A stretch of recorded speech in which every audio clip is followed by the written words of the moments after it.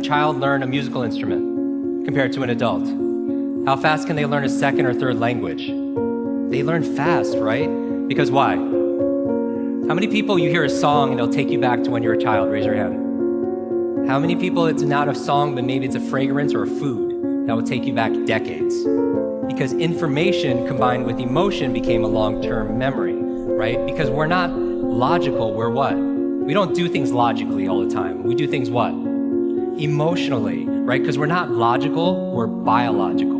Everyone wants to write this down. All learning is state dependent. That the emotional state that you feel when you're learning something gets anchored to the learning. Does that make sense?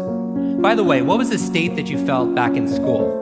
Bored, and the other half of the class is like confused, right? Now, on a scale of 0 to 10, what's boredom? 0. Anything times 0 becomes what? 0, and that's why a lot of people don't remember what they learned. It's the emotional state. Does that make sense? We said that children are the fastest learners, right? That they have this curiosity and they play all the time. Now, it's been shown in science, the research, by playing more actually creates neurogenesis and neuroplasticity. Like Einstein didn't have a bigger brain than anyone here, but in certain areas of his brain, he had highly connectedness. He did these thought experiments where he would put himself in these brainwave states, specifically theta state. That's the state that you're in when you shower. That's the theta state. That's a relaxed state of creativity. You're inspired, you come up with new ideas, new things come out of you, right? And so he had more connections in certain areas. And so you could promote that by playing more. We live in an age where it's not your muscle power, it's more your mind power. The faster you can learn, certainly the faster you can earn, but not just financially, in all the areas of your life. I remember recently, I got to introduce two of my modern day superheroes. It was Stan Lee. And we're going to dinner. I remember asking Stan, I was like, I have to know, you've created all these incredible superheroes. Who's your favorite? And he looks at me without a blink, he's like, Iron Man. And then he's like, Jim, who's your favorite superhero? I was like, Spider-Man. And without a pause, he says, with great power comes... The opposite is also true. With great responsibility comes great power. When you take responsibility for something, you have great power to what? To change things, to transform things, to make things better. You want to build a physical muscle, you give it what? Nutrition. Same thing with your mental muscles. Information combined with emotion becomes a long-term memory, right? The state that you learn something and the mood and the feelings that you learn something in gets attached to what you want to learn. I'm going to give you 6 keys to learn anything faster. You can write these down. I want you to remember, be fast. Be fast. 6 keys to learn any subject or skill faster. So the B in be fast stands for believe. Because if you believe you can or believe you can't, either way, what?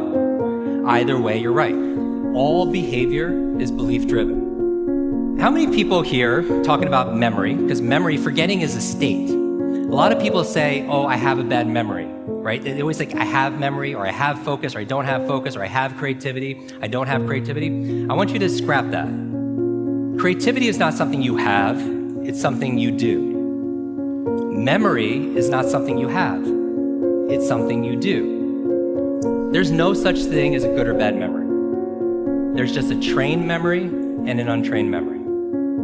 Your brain is like a supercomputer, and your self-talk is a program it will run. So if you tell yourself you're not good at remembering names, you will not remember the name of the next person you meet because you programmed your supercomputer not to.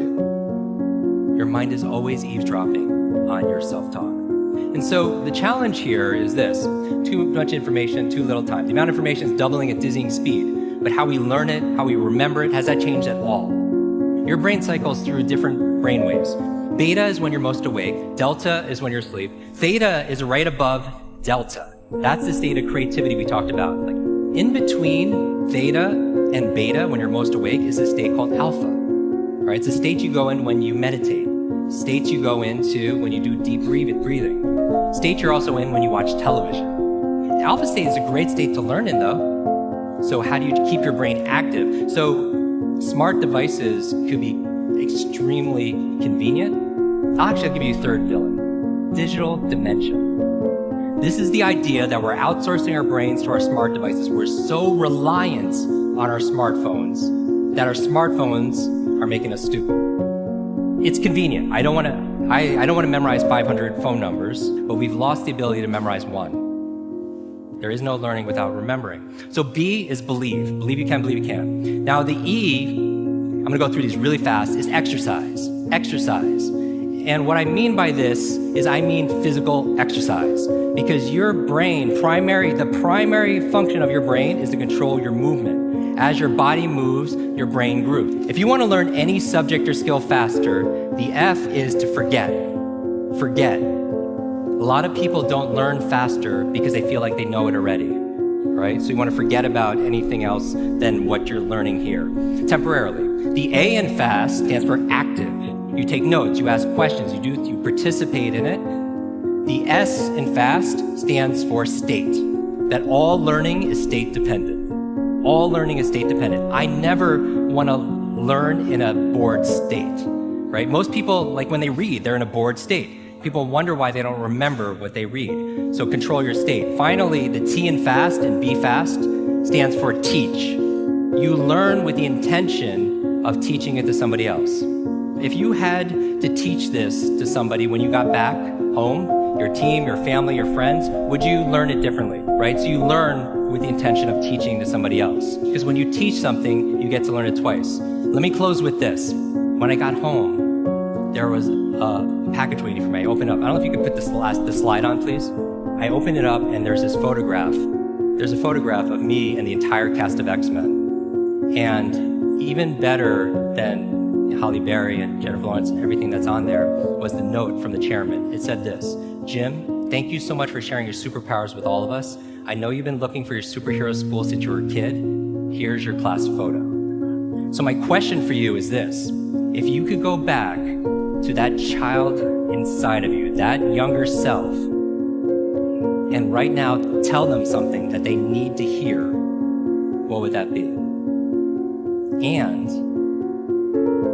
if you were to go in the future, 1 year, 2 years, 5 years, 10 years ahead in the future, I believe you have wisdom inside of you. I believe you have greatness inside of you. If you were to project 10 years ahead of time and look back on this day right now, what does your current self need to hear from your future self?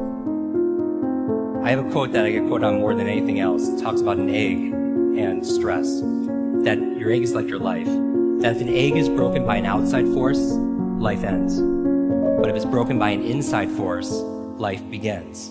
And all great things begin on the inside. Thank you very much.